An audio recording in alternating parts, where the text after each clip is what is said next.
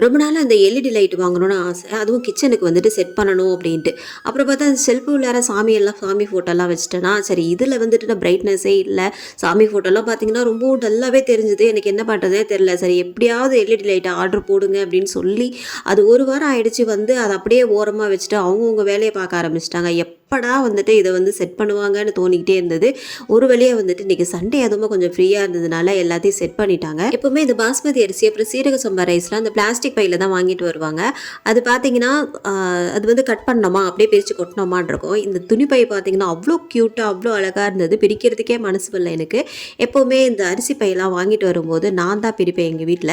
அது பார்த்தீங்கன்னா, கட் பண்ணிட்டு அப்படியே சர்ருன்னு அந்த நூல உருவுறதுக்கு எனக்கு ரொம்பவும் பிடிக்கும். இந்த புரட்டாசி மாசம் வந்துட்டாலே எல்லார் வீட்லயும் 1 மாசம் வரைக்கும் கடைப்பிடிப்பாங்க. சில பேர் வந்துட்டு 1 வாரம் வந்து எனக்கு போதும் அப்படின்ற மாதிரிலாம் நினைப்பாங்க. ஆனா எங்க வீட்ல எல்லாம் அந்த புரட்டாசி மாசம் அப்படின்னாலே நான்வெஜ் எப்பவுமே உண்டு. ஏன்னா எங்களுக்கு வந்துட்டு அந்த பழக்கமே சுத்தமாவே இல்ல. எங்க வீட்ல எப்பவுமே பிரியாணி பண்ணும்போது இந்த அவிச்ச முட்டை, ரைத்தாவும் கண்டிப்பா இருக்கும். இந்த அவிச்ச முட்டை வந்துட்டு வெறுமனே தான் சாப்பிடுவோம். ஆனா இப்பல்லாம் பார்த்தா உப்பு, கொஞ்சம் இடிச்ச பெப்பரும் போட்டா தான் வந்து நல்லாருக்கும் அப்படின்னு சொல்லிட்டு ஹஸ்பண்டோட ஐடியா.